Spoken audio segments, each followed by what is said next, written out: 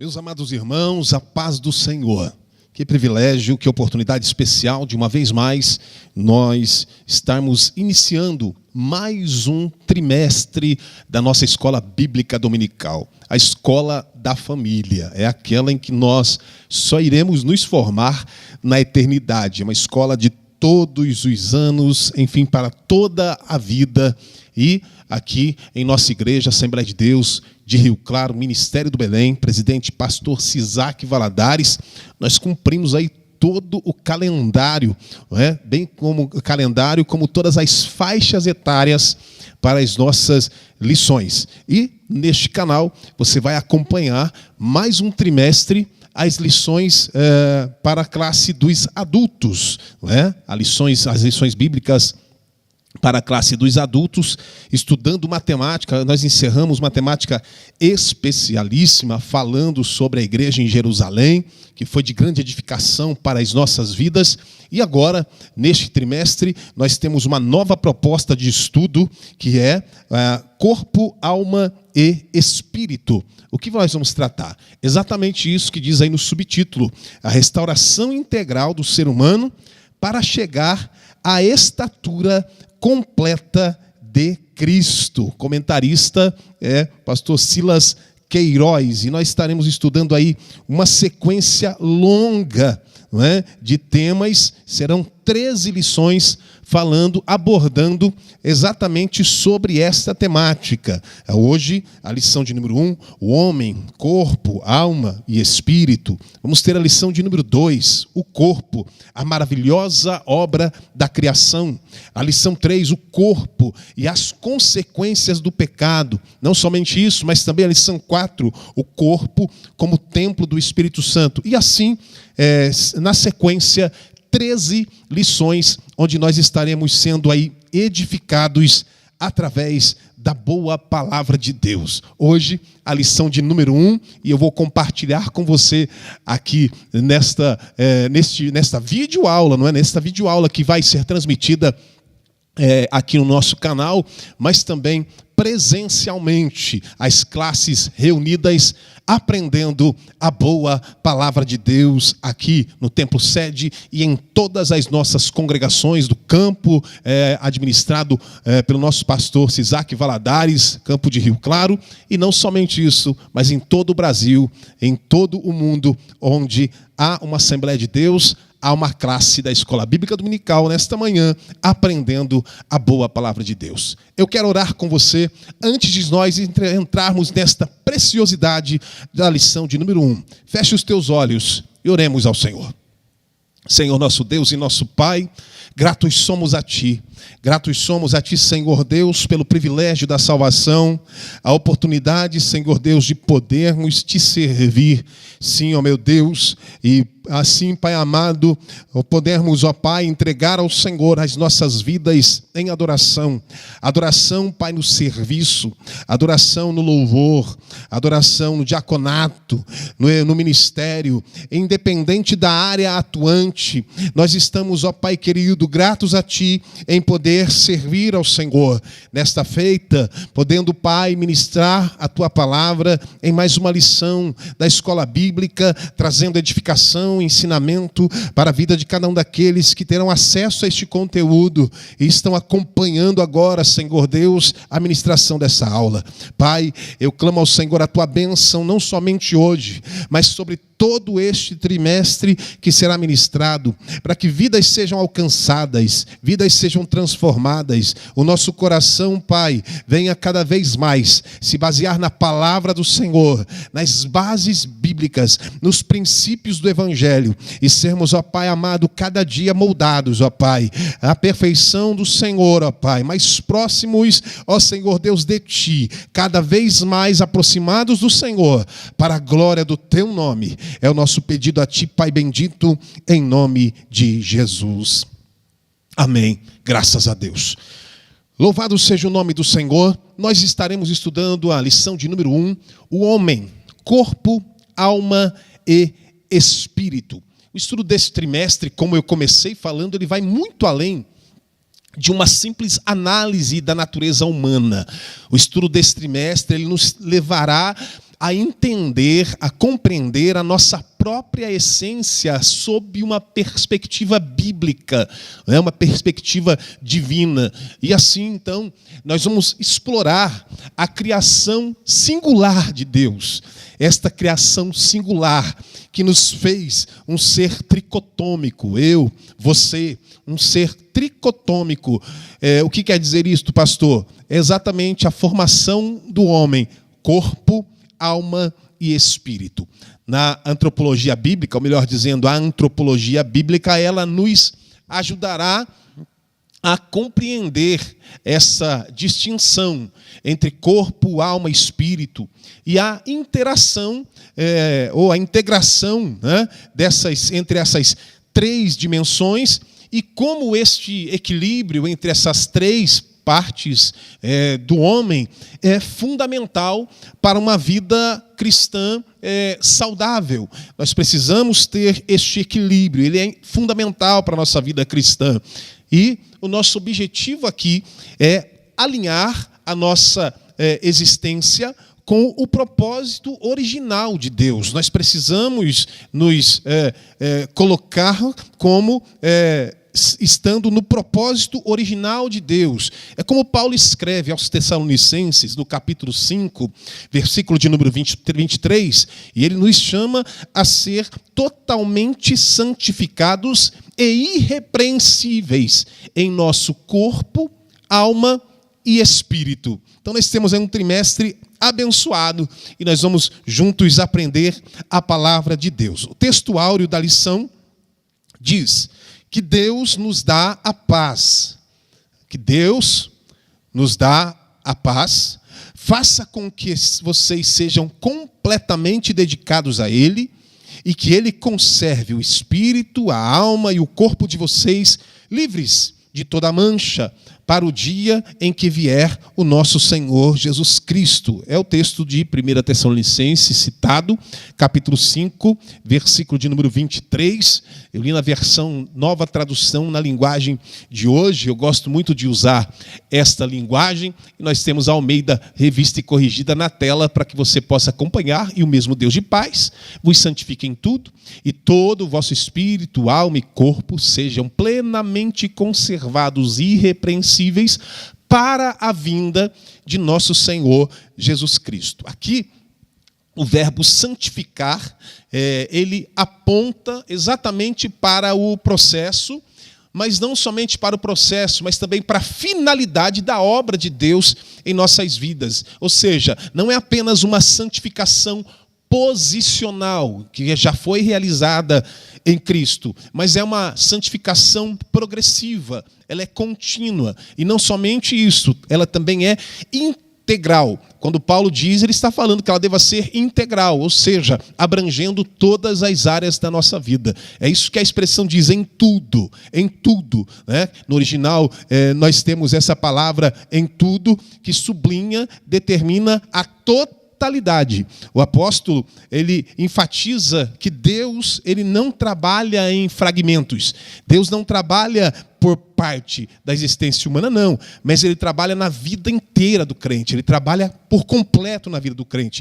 Ele deseja que não apenas alguns aspectos, algumas partes de nós, como a vida espiritual, ou nós podemos citar também a vida moral, sejam tocados. Deus não quer apenas algumas áreas, Deus não quer apenas algumas partes, mas Ele quer que em cada esfera de nós, cada pensamento, cada afeto, corpo, decisões, relacionamentos em nós, seja transformada.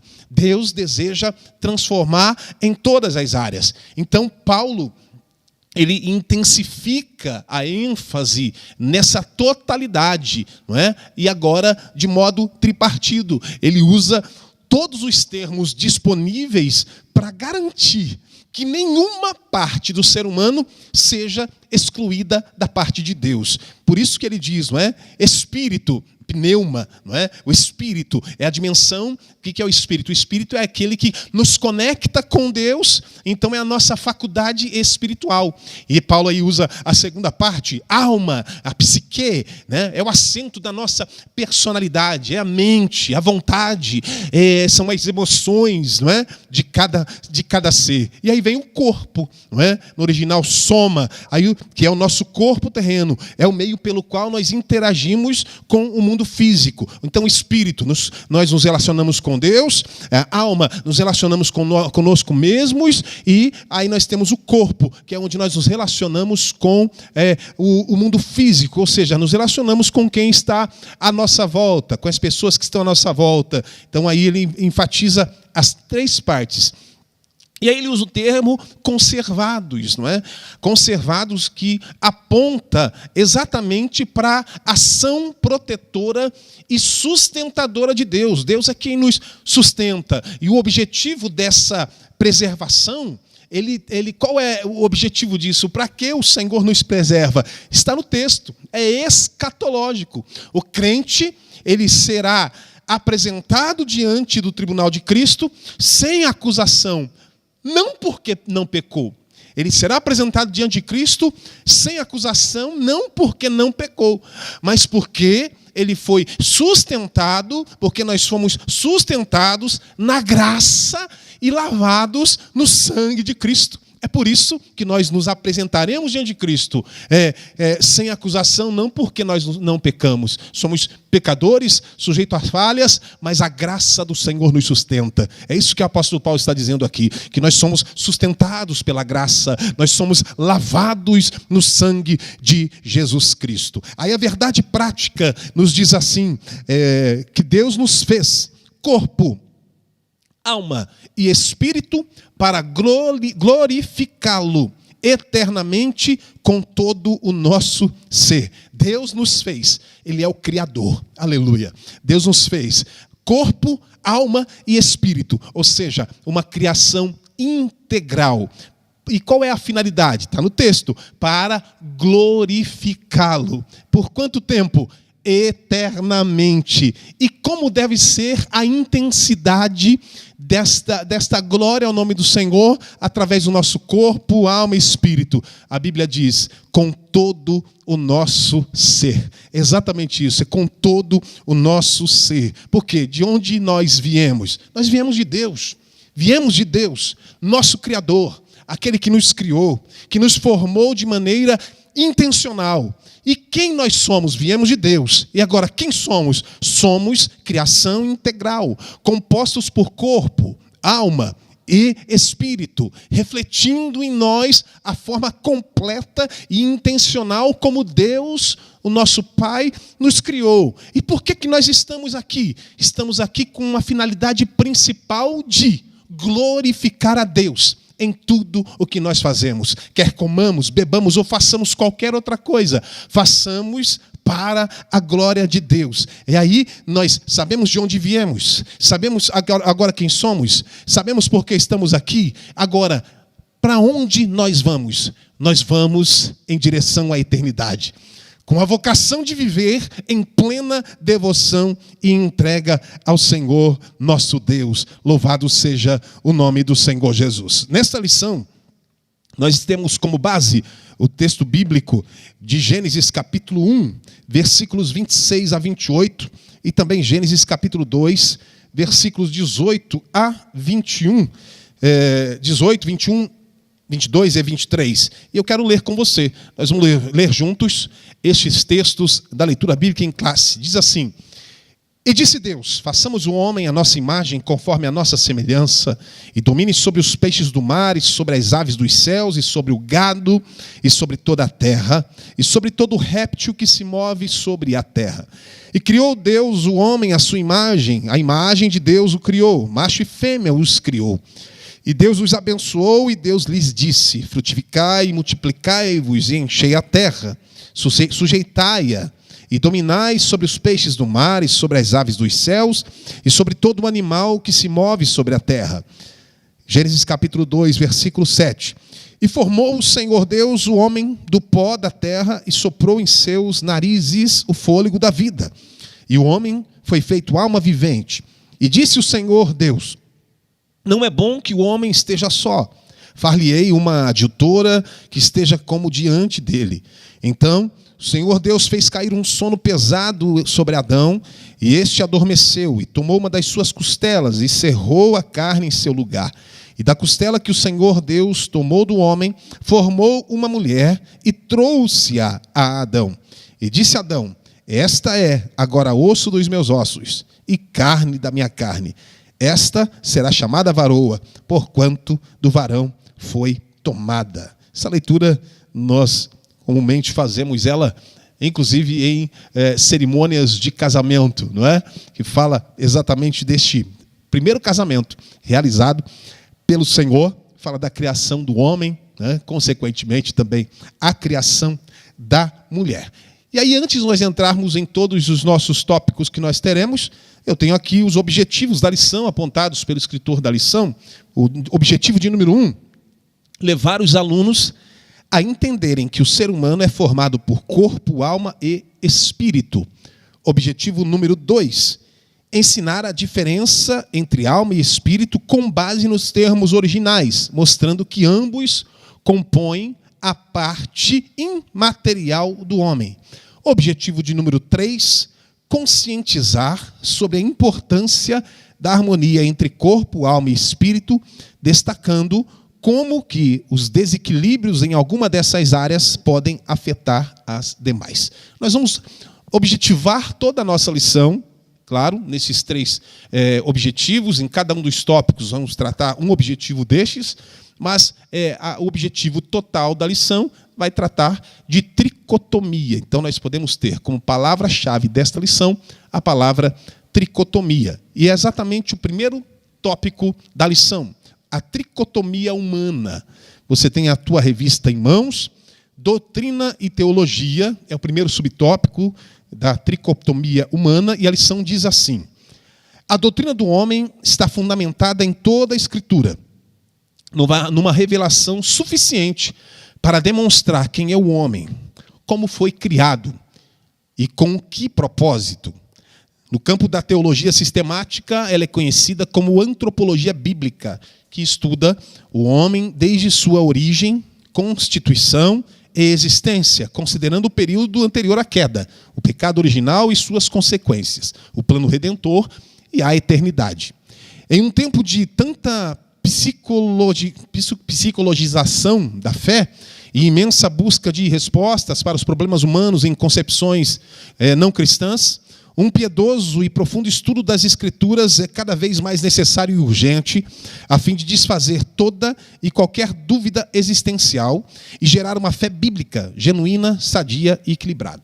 Nesse subtópico, ou nesse subponto, o comentarista ele apresenta a perspectiva bíblica e teológica da doutrina do homem.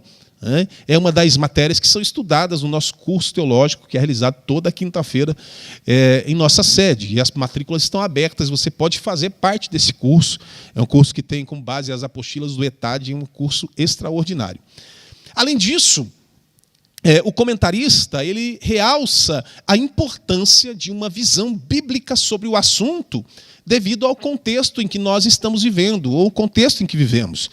A perspectiva bíblica, em primeiro ponto, e os seus pontos fundamentais, trata da origem e criação. Porque a humanidade ela foi criada diretamente por Deus, não foi por evolução naturalista. Adão e Eva, eles são considerados pessoas reais, pessoas históricas. Ou seja, o homem foi feito à imagem e semelhança de Deus, conforme Gênesis capítulo 1, versículo 26. E aí nós entendemos o propósito. Deus criou o ser humano para amá-lo, para servi-lo, para representá-lo na criação. Isso está em Gênesis também, capítulo 1, versículos 26, 27, versículo 28. E aí nós temos também a constituição. O homem ele se torna alma vivente quando ele recebe de Deus o sopro. Ele recebe o sopro de Deus. Aí o homem, então, ele é uma unidade complexa, formando corpo, alma e espírito, não é? Este ser tricotômico. E aí nós temos o estado original do homem. O estado original do homem, todos nós sabemos, no que diz respeito a antes da queda. Como que o homem vivia no estado original? Ele vivia, era um homem que vivia em santidade, em harmonia. Ele foi descrito, ou é descrito em Gênesis capítulo 1, versículo 31, como muito bom. Quando o Senhor cria, então e vê que é muito bom. Mas aí nós temos o pecado e as consequências. A queda, ela trouxe corrupção, trouxe culpa à humanidade. Mas aí vem o projeto, vem a redenção, melhor dizendo. A necessidade da obra de Cristo, ela surge exatamente do pecado. Vem a necessidade da obra de Cristo, não é? A salvação, o plano da salvação, que foi idealizado antes da fundação do mundo, já projetado antes da fundação do mundo. E a antropologia bíblica, ela conecta-se exatamente à encarnação, à expiação, à regeneração, mostrando que a salvação ela é recebida apenas por um meio, é pela fé.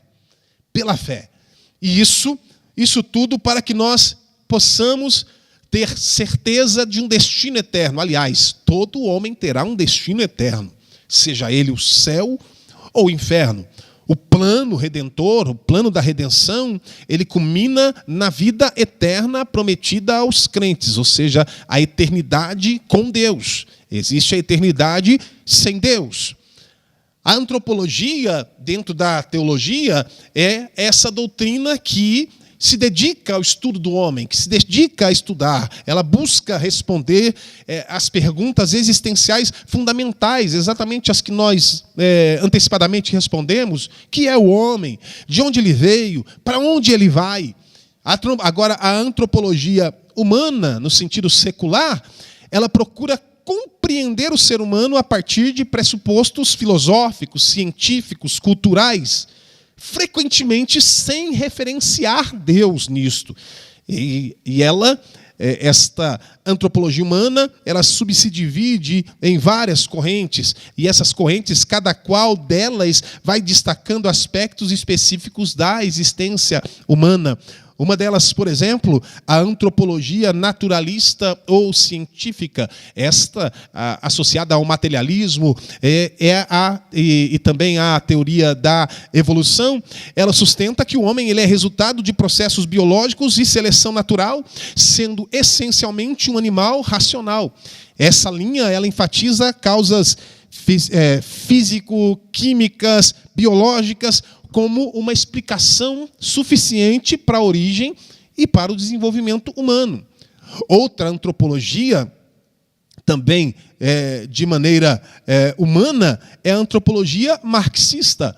Esta antropologia marxista, ela parte da filosofia de Karl Marx.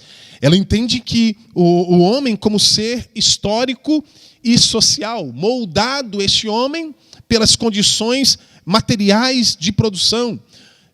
O homem não é definido pela consciência, mas pelo trabalho e pelas relações econômicas. A sua existência ela não é individual, mas é coletiva, determinada pela luta de classes. Essa é a antropologia marxista. E aí, outra antropologia humana é a antropologia existencialista. Esta representada pelos autores, ou por autores como Sartre, como Heidegger.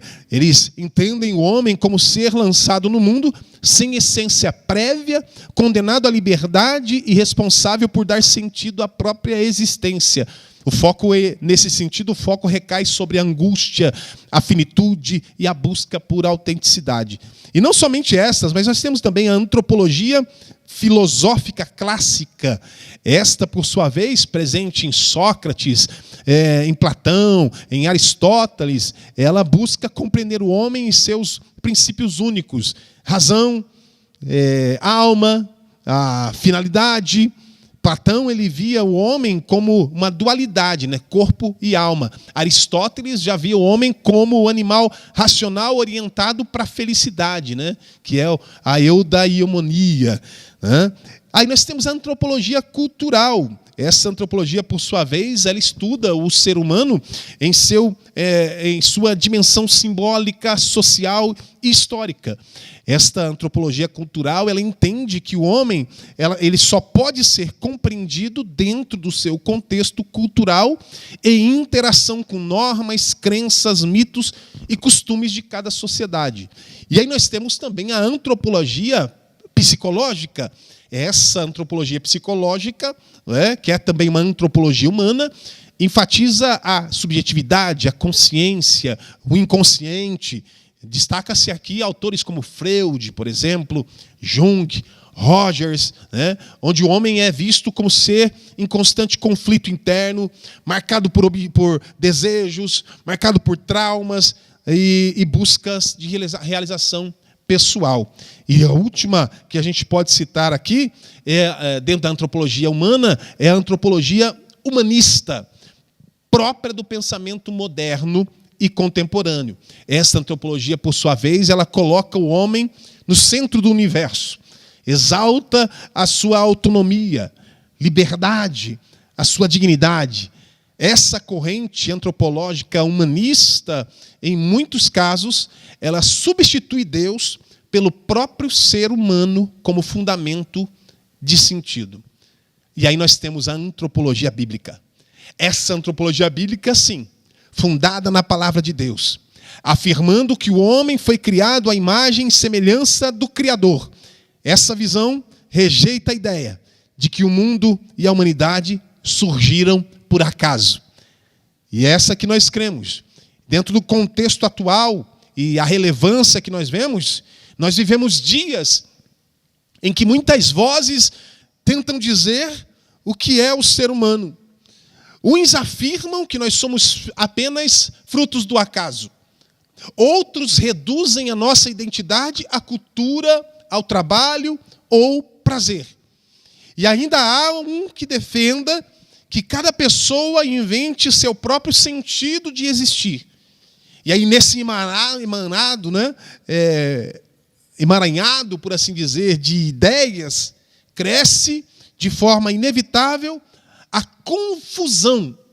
Existe uma confusão dentro de todo esse emaranhado de ideias, a confusão sobre dignidade, uma confusão sobre liberdade, sobre propósito e destino final. É justamente aqui que a antropologia bíblica ela se mostra essencial. Ela afirma que o homem foi criado por Deus, à sua imagem, com valor, responsabilidade e destino final, e esperança. Isso é o que a antropologia bíblica nos fala. E aí nós vamos para o subtópico de número 2, a tríplice natureza. A lição diz o seguinte: a teologia utiliza o termo tricotomia para tratar da tríplice constituição do ser humano, o corpo, a alma e o espírito. Essas três substâncias ou componentes do homem são descritas tanto no Antigo quanto no Novo Testamento.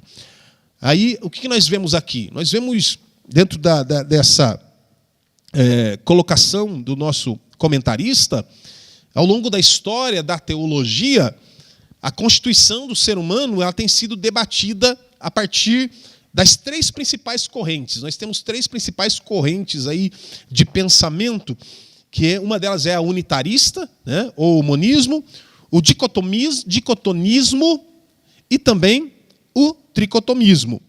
E cada uma delas procura, então, entender ou responder como a Bíblia descreve a natureza do homem e as suas distinções ou as suas dimensões constitutivas, não é? Como ela é constituída nas suas dimensões. Vamos ver cada uma delas. A primeira delas, o unitarismo ou o monismo, que entende que o homem ele é uma unidade indivisível, sem qualquer distinção entre corpo, alma ou espírito. Para esses unitaristas ou monistas, o ser humano ele é apenas um todo orgânico. Explico. De modo que, após a morte, não existe continuidade da alma e do espírito. É esta linha de pensamento e como eles acreditam. Essa visão ela é defendida, ela tem uma área de defesa, que são os adventistas do sétimo dia, e também uma outra corrente materialista sendo utilizada aí como base, né?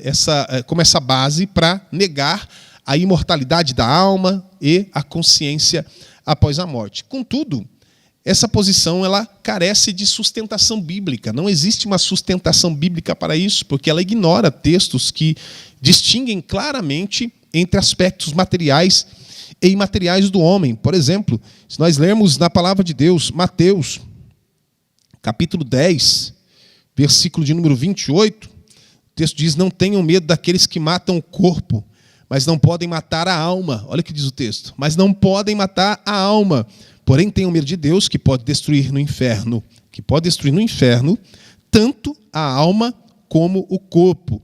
Lucas também, capítulo 16, versículos 22 e 23, diz assim: o pobre morreu e foi levado pelos anjos para junto de Abraão, na festa do céu. O rico também morreu e foi sepultado. Ele sofria, versículo 23, ele sofria muito no mundo dos mortos. Quando olhou, viu lá longe Abraão e Lázaro ao lado dele. Olha aí, dois textos que defendem exatamente a posição contrária à defendida pelos unitaristas. E aí nós temos a segunda linha de pensamento, que é o dicotomismo, né? O dicotomismo, ele sustenta que o ser humano ele é formado por duas partes. Então, dicotomia, né? Duas partes.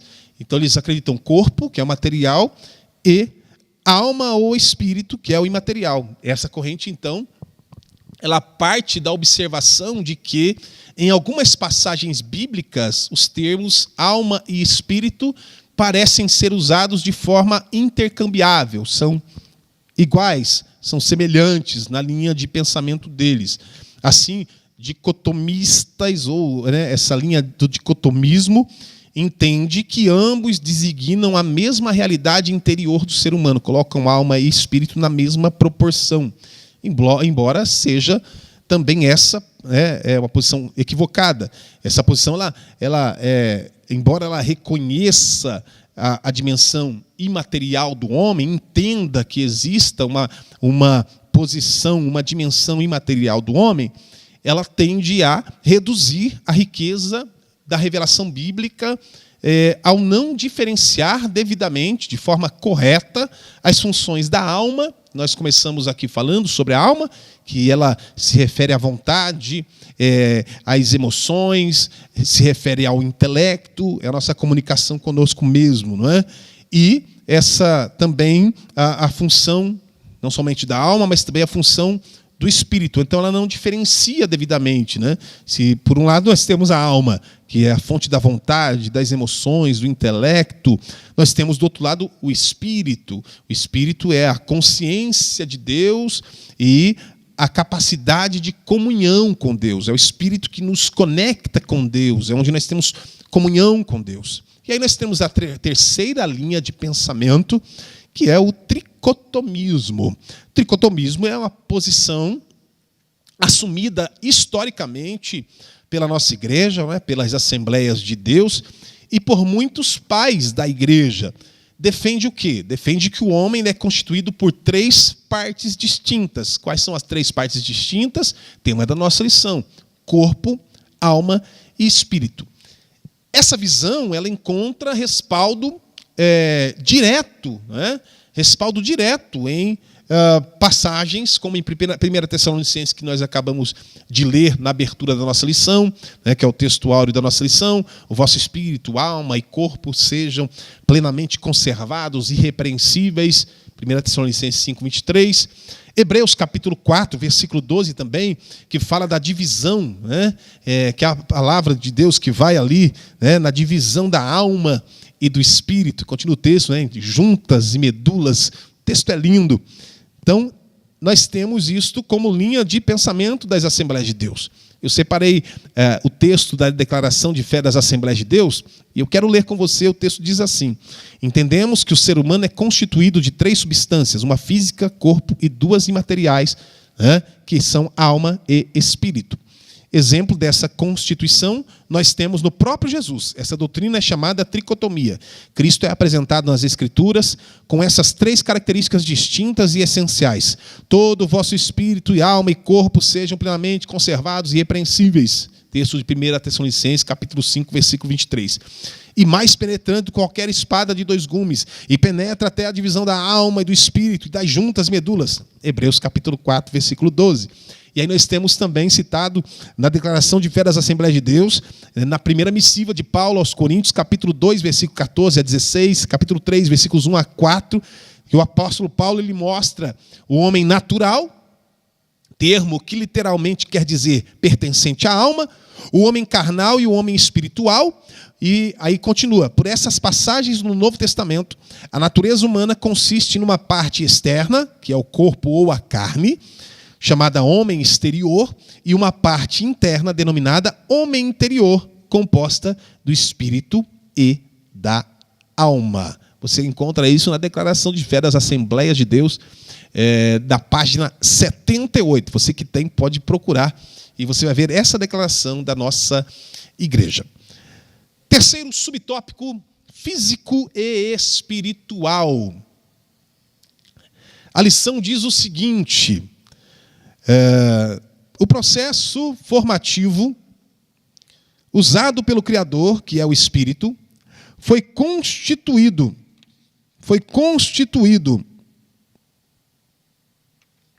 Então nós temos aí, dentro da tricotomia humana, a doutrina, a teologia, a tríplice natureza do homem, e agora físico e espiritual, que é o terceiro subtópico, que diz assim: o processo formativo usado pelo Criador, que é o Espírito, João capítulo 4, versículo 24, foi constituído de uma combinação única, o elemento físico, que é o pó da terra, com o elemento espiritual, o sopro divino, tornando o homem um ser vivente diferente de todos os demais. Os anjos, continua o comentarista dizendo, os anjos são seres espirituais, porém sem corpo material. Os animais não possuem a parte imaterial que há no homem, alma e espírito. A alma do animal, sua vida, se restringe ao corpo e se esvai com ele. Já o termo hebraico para vida, em Gênesis 2,7, alusivo ao homem, é shailim, no plural, permitindo então a expressão literal, fôlego das vidas. Isso pode significar que, em um único substantivo, o texto sagrado esteja aludindo implicitamente à vida do espírito humano, da alma humana e do corpo humano.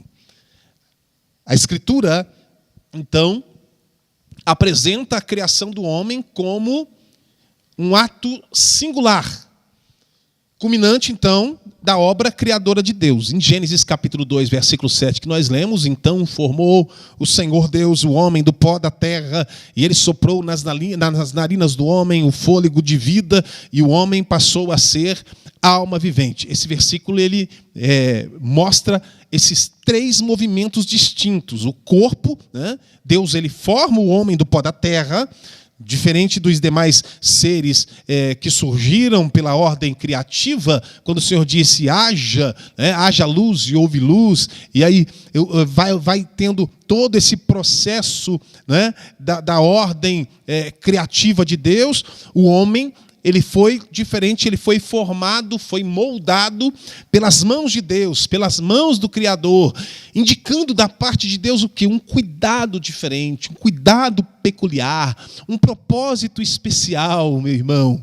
Que glória, que bênção, as digitais de Deus no homem, não é? As digitais do Senhor no homem. E aí nós temos também o segundo movimento, se nós temos o corpo, Deus formando o homem, nós temos o segundo movimento que é o espírito, quando Deus, no mesmo versículo diz que Deus soprou nas narinas do homem o fôlego de vida, soprou fôlegos de vida, Neshama Shaim, não é? Soprou fôlegos de vida que o animou. Esse sopro divino é exatamente o que diferencia de todos os seres criados, porque ele conecta o homem ao próprio Criador. Ele é quem conduz essa comunhão, é onde nós temos essa comunhão, podemos ter essa comunhão, essa ligação com Deus. E em terceiro movimento, a alma que é o resultado dessa união entre o corpo e espírito, que é a alma vivente,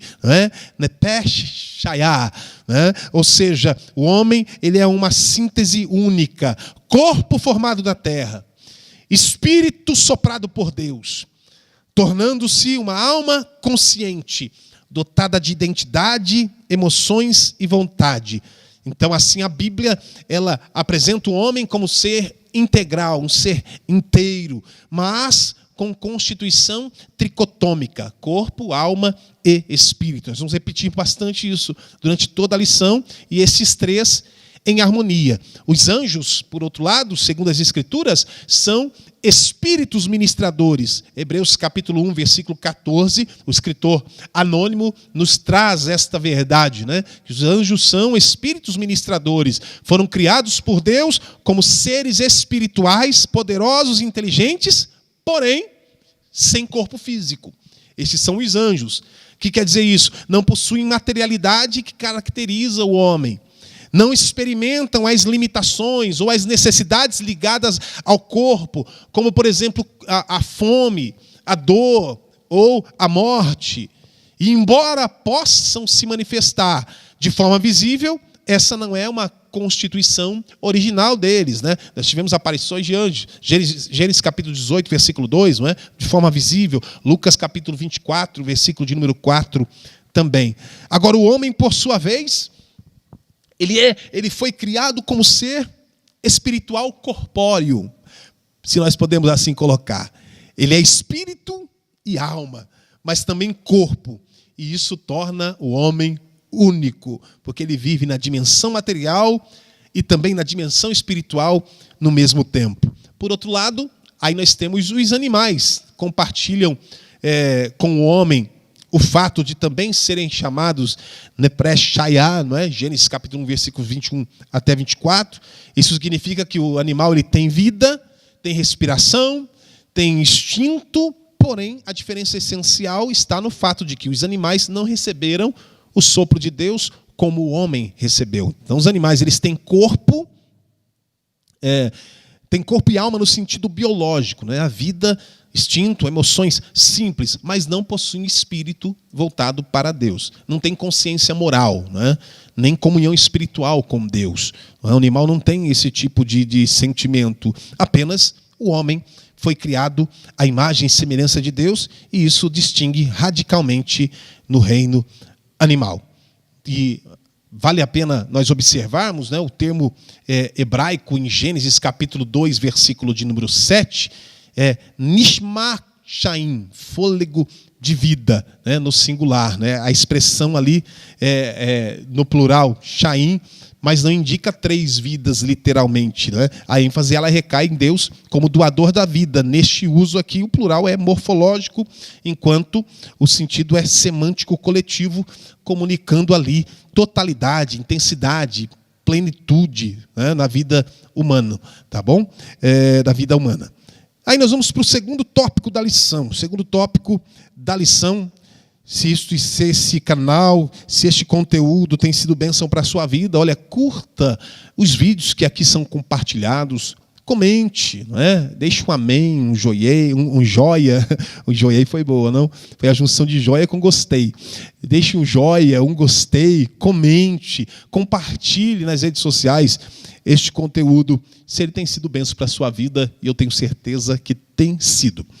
E aí nós vamos para o tópico de número 2, são apenas 2 subtópicos, nós vamos falar da alma e do espírito, a distinção entre a alma e espírito. O primeiro deles, a alma, subtópico de número 1, a lição diz o seguinte: do hebraico nepesh e do grego psique, alma é uma das muitas palavras polissêmicas da Bíblia. Possui vários significados. Aparece 755 vezes só no Antigo Testamento. A questão aqui que nós precisamos entender, a questão da origem da alma, ela é uma das mais debatidas na história da teologia cristã, por assim dizer. Desde os primeiros séculos, diferentes correntes procuraram explicar em que momento e de que forma a alma passa a existir. 3 principais teologias destacam-se nesse debate. Uma delas é o pré-existencialismo, o segundo é o traducionismo e o terceiro, o criacionismo. O pré-existencialismo, ele ensina que as almas existem antes da concepção do corpo e permanecem, na linha de corrente de pensamento do pré-existencialismo, permanecem em uma espécie de estado celeste até serem unidas ao corpo humano no momento do desenvolvimento embrionário. Essa teoria, embora conhecida desde a antiguidade, ela não encontra apoio na tradição ortodoxa cristã. Orígenes, por exemplo, um dos pais da igreja, ele defendeu uma forma de pré-existência da alma, mas as suas ideias elas foram posteriormente rejeitadas por concílios, pela teologia patrística posterior, e aí nós podemos observar, tanto católicos quanto protestantes rejeitam essa doutrina porque ela carece exatamente de um fundamento principal, que é o quê? O fundamento bíblico. E também por se aproximar de concepções ligadas à reencarnação, então totalmente contrária ao princípio bíblico, né? Típicas aí de religiões orientais, religiões esotéricas. Essa linha de pensamento ela é uma linha muito tênue entre as religiões orientais, as religiões esotéricas, a reencarnação. E atualmente essa posição ela é mantida em algumas religiões, como por exemplo o mormonismo, embora com formulações diferentes das tradições orientais, mas há apontamentos desta posição sendo mantida por eles, mas com completa ausência de apoio bíblico direto e riscos, inclusive, de sincretismo que tornam essa teoria de pensamento insustentável dentro da fé cristã. E aí nós temos a segunda, que é o traducionismo. Traducionismo que ensina que tanto o corpo quanto a alma são transmitidos dos pais aos filhos. Você vai observando, não é? Olha as linhas de pensamento que nós temos, né? E a necessidade emergencial do ensino da palavra de Deus, né? Para a nossa vida, para a vida da igreja. Então, esse traducionismo ensina que tanto o corpo quanto a alma são transmitidos dos pais aos filhos, de modo que a alma ela é gerada junto com o corpo no ato da concepção. Essa visão, ela tenta explicar o quê? A transmissão do pecado original, visto que, se a alma vem diretamente de Deus, como no criacionismo, pareceria problemático justificar, então, a universalidade do pecado humano. Entre os defensores desse tradicionalismo aí, nós temos Martinho Lutero, nós temos William Sheld, nós temos Augustus Strong, nós temos Robert Culver.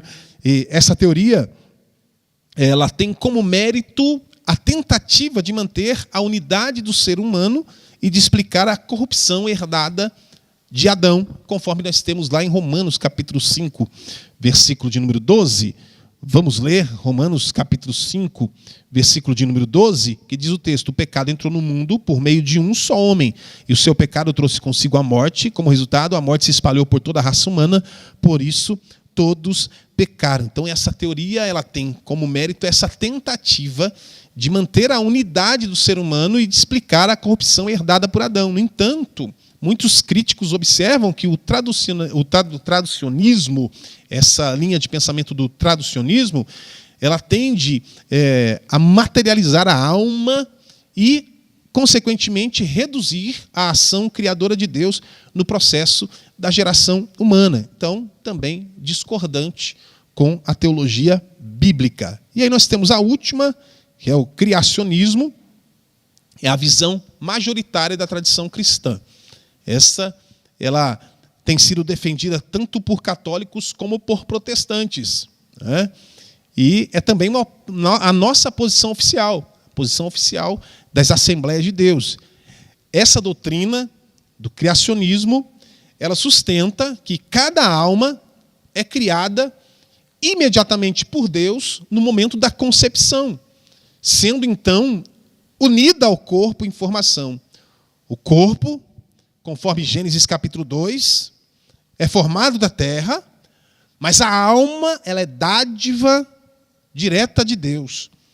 E aí nós temos texto como Eclesiastes, por exemplo, capítulo 12, versículo de número 7, o texto diz: o pó volte à terra como o era, e o espírito volte a Deus que o deu.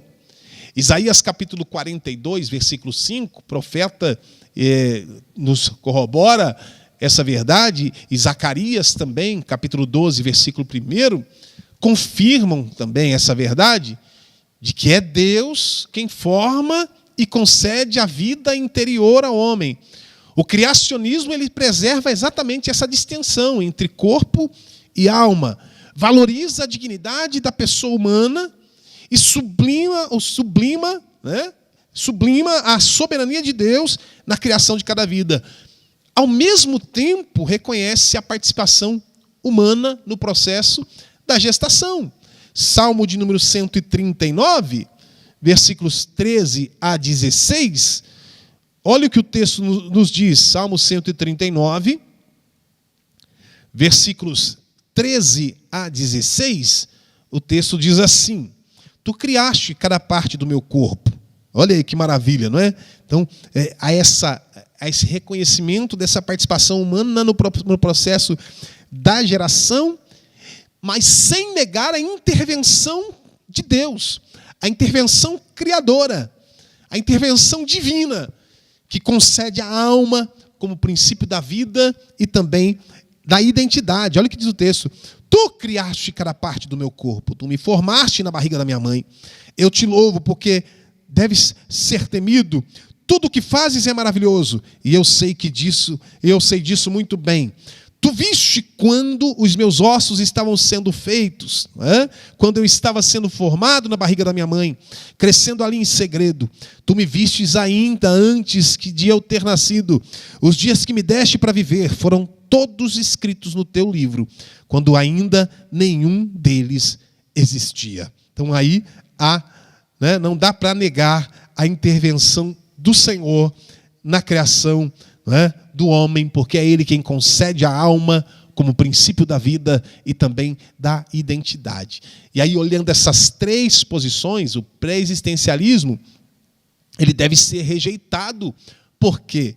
Por sua incompatibilidade com a revelação bíblica, a sua incompatibilidade com a teologia bíblica. O traducionismo, embora ele tenha defensores notáveis, nós vemos aí defensores notáveis dessa linha de pensamento, ela levanta mesmo assim dificuldade em relação à natureza imutável da alma e à sua relação direta com Deus. Agora, o criacionismo, por sua vez, harmoniza melhor os dados bíblicos, ele vai de encontro aos dados bíblicos, ele afirma que cada vida é um ato criado por Deus.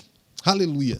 É assim, o que preserva, tanto a dignidade humana quanto a responsabilidade do homem diante do Criador. Então nós temos essa terceira, que de fato essa harmoniza entre todos os dados bíblicos, toda a teologia bíblica. E aí nós temos o Espírito. O comentarista diz assim: do hebraico ruá e do grego pneuma, o Espírito do homem provém de Deus e constitui sua principal dimensão.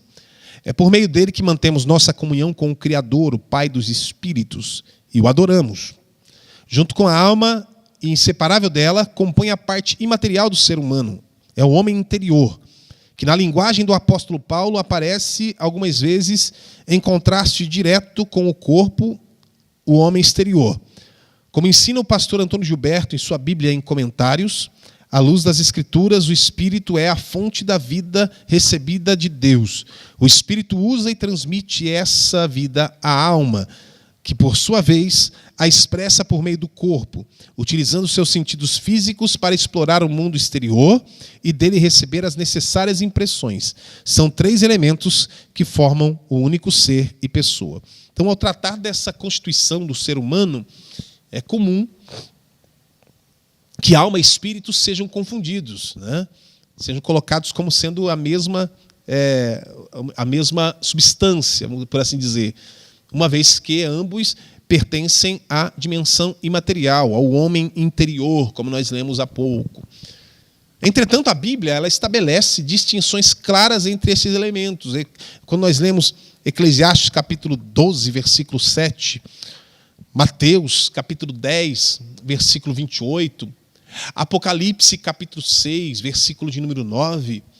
Hebreus capítulo 12, versículo 23. Lucas capítulo 8, versículo 55, Atos dos Apóstolos, capítulo 20, versículo 10, o próprio texto da leitura bíblica em classe, o próprio texto áureo da lição, 1 Tessalonicenses, capítulo 5, versículo 23, nós percebemos nesses textos uma símile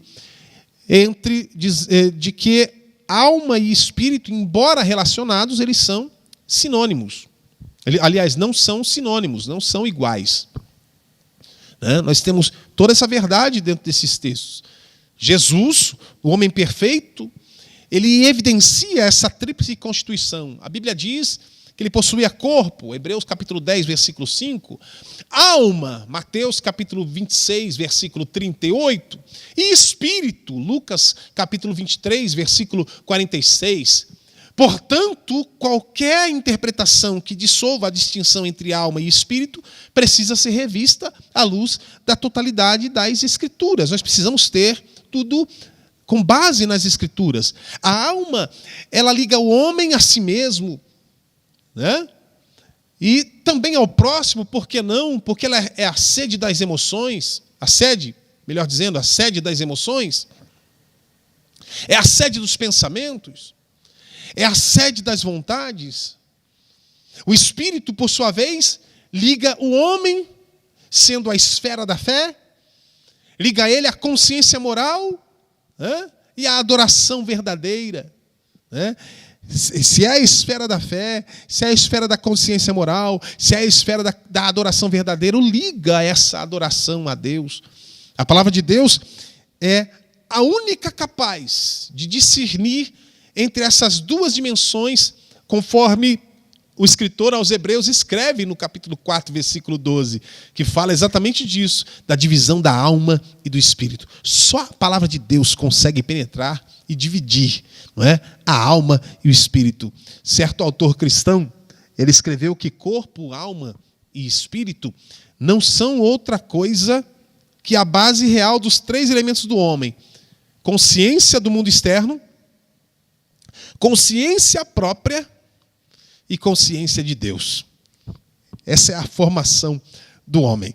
Vamos para o tópico de número 3. Nós vamos entrar no tópico de número 3, a interação das três dimensões. Olha, nós já falamos aqui que o ser humano ele foi criado por Deus como uma natureza tricotômica, corpo, alma, espírito, revelando o seu propósito e dignidade única na criação. Não é? E aí nós fomos para o tópico 2, e nós falamos aqui no tópico 2 sobre a distinção entre a alma e o espírito, mostrando então que ambos compõem a parte imaterial do ser humano, mas com funções diferentes, distintas na relação com Deus e com o próximo.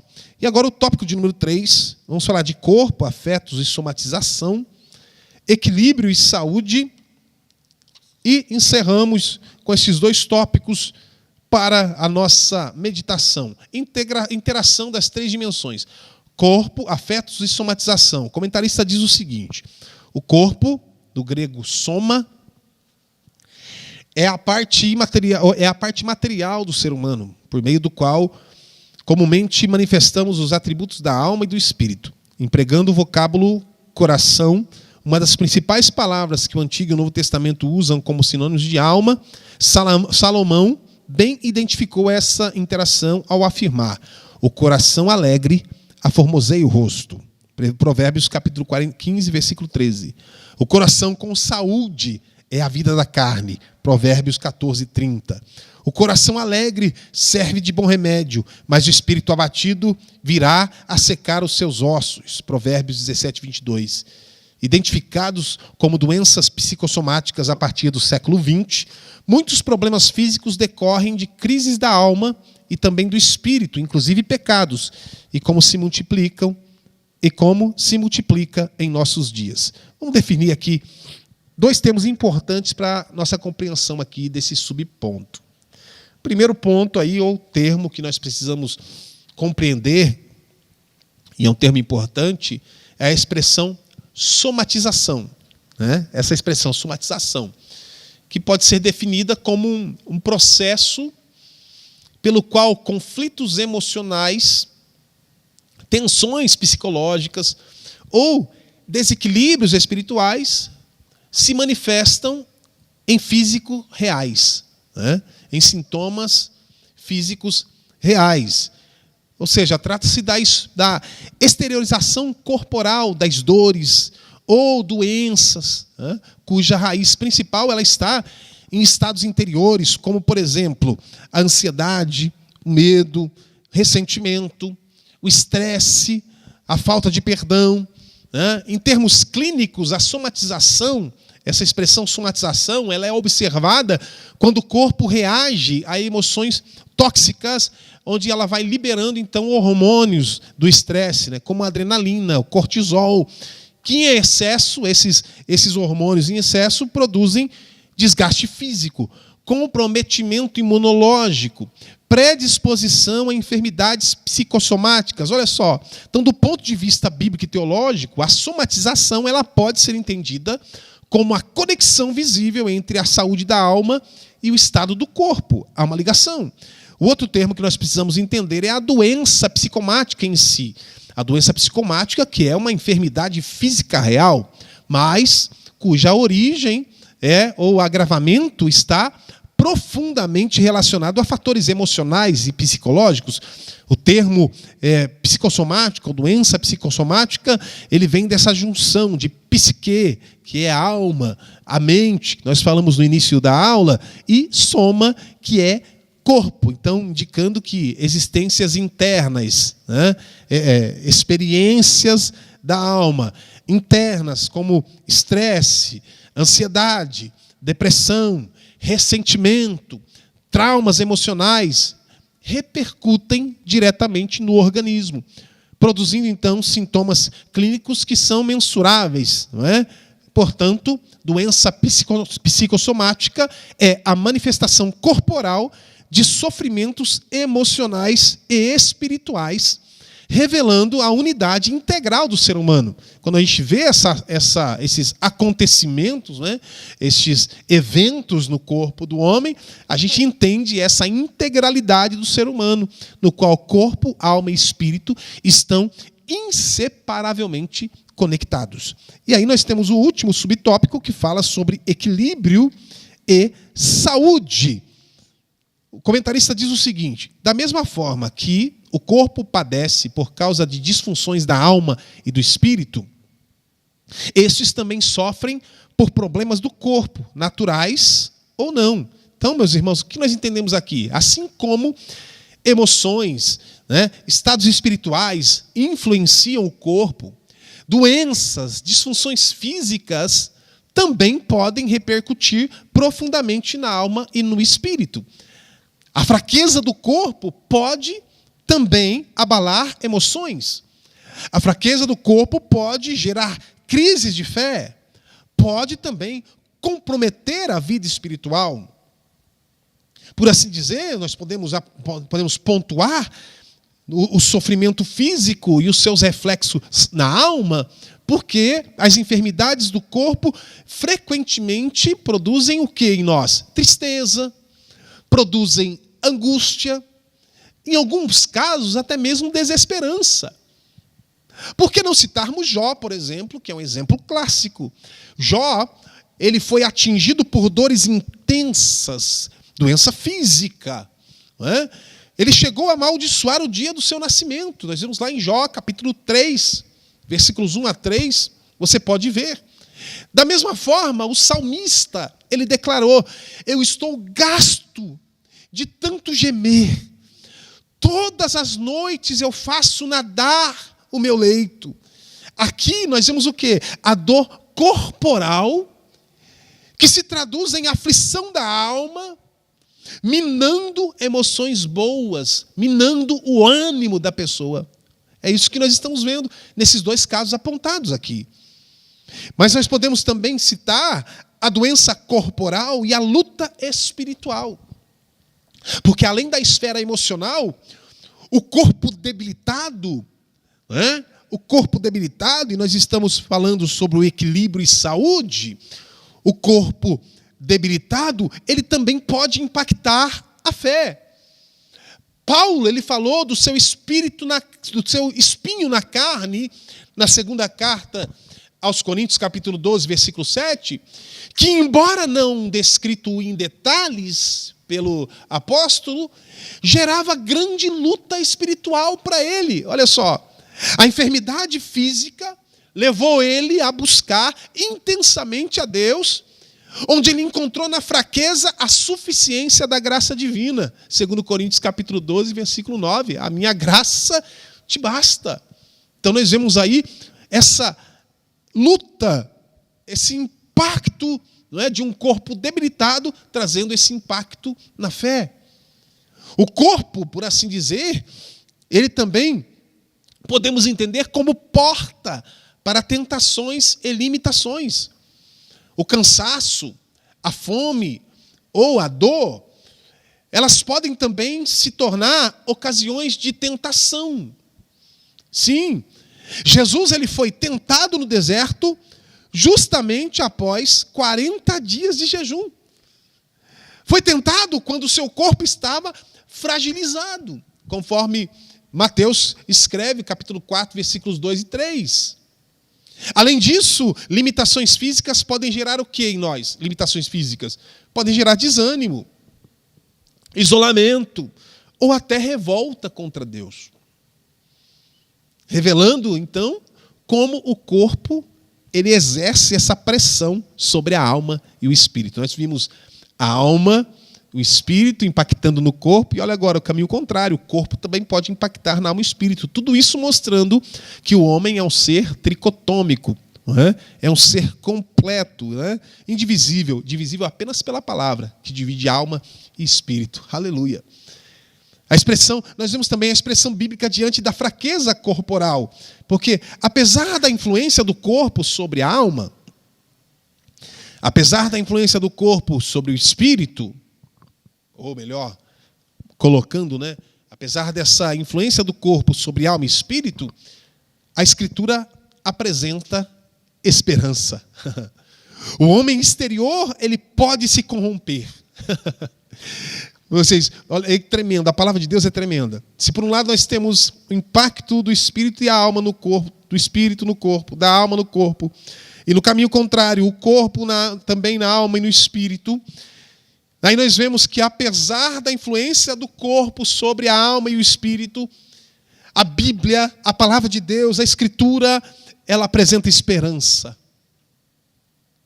Porque o homem exterior, ele pode se corromper.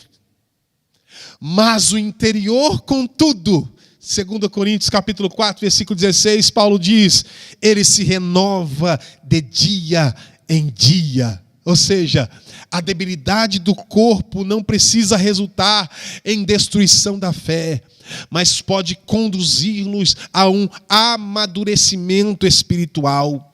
O sofrimento físico, quando ele é entregue a Deus, transforma-se em ocasião para fortalecimento da alma e do espírito. Doenças do corpo podem ser tratadas com recursos médicos, mas doenças da alma e do espírito exigem resposta espiritual. Que resposta espiritual, pastor? Exigem arrependimento, confissão, perdão, reconciliação com Deus. Louvado seja o nome do Senhor. E aí nós caminhamos para a conclusão, depois de falarmos que o corpo, a alma e o espírito estão interligados. O equilíbrio entre essas dimensões é essencial para uma vida cristã saudável e plena diante de Deus. E a conclusão para esse estudo desta manhã, ao final de tudo isso, nós compreendemos que o homem não é apenas corpo, nem apenas alma, e nem apenas espírito, mas o homem é um ser integral, criado à imagem de Deus. Para quê? Para refletir a sua glória em todas as dimensões. Quando uma dessas áreas adoece, todo ser sofre. Quando uma delas é restaurada, todo ser é beneficiado. A verdadeira saúde, portanto, ela não está apenas em ter um corpo forte, malhado, mas em possuir uma alma limpa pelo perdão e um espírito vivo em comunhão com Deus. O maior cuidado que nós podemos ter é buscar a santificação integral, permitindo que Cristo, Ele governe corpo, alma e espírito. E assim, então, nós vivemos de forma plena até o dia em que seremos apresentados irrepreensíveis diante de Deus. Louvado seja o nome do Senhor. Meus irmãos, nós chegamos ao final apenas da primeira lição, de 13 que nós estudaremos durante todo esse trimestre, falando de corpo, alma e espírito e dessa restauração integral do ser humano para chegar à estatura completa de Cristo. Que você faça um compromisso com você, com a sua família, de não deixar nenhuma dessas aulas passar, mas que você possa estar juntamente conosco, aprendendo as lições bíblicas deste trimestre abençoado e abençoador, e aproveitando, deixando um convite para você. Logo mais, 18h30, nós estaremos reunidos para o culto da família. Um culto de celebração, adoração ao nosso Deus, com as famílias reunidas no templo para exaltar ao Senhor. Eu quero orar por você, pela sua casa e pela sua família, grato a Deus por este momento. Senhor Deus e Pai, a Tua palavra é fiel, justa, a Tua palavra é de instrução, exortação, a Tua palavra é de direcionamento, ensinamento. Por ela, Senhor Deus, nós somos edificados, por ela, Senhor, nós somos redarguidos, ó Pai, a cumprir o Teu querer, a Tua vontade. Por isso, Senhor, somos gratos a Ti, por esse momento tão especial de compartilhamento das verdades bíblicas. Que o Senhor possa, Pai querido, continuar dando, Pai querido, a cada professor entendimento, ó Pai, inspiração para ministrar, e a cada aluno, Senhor Deus, discernimento, entendimento, Pai, para receber a Tua palavra. Que as manhãs de domingo sejam manhãs restauradoras, sejam manhãs, ó Pai, de edificação, de renovação, Senhor Deus, sobre a vida da Tua igreja. É o nosso pedido a Ti, Pai, em nome de Jesus, gratos ao Senhor. Amém. Graças a Deus. Deus te abençoe em o nome do Senhor.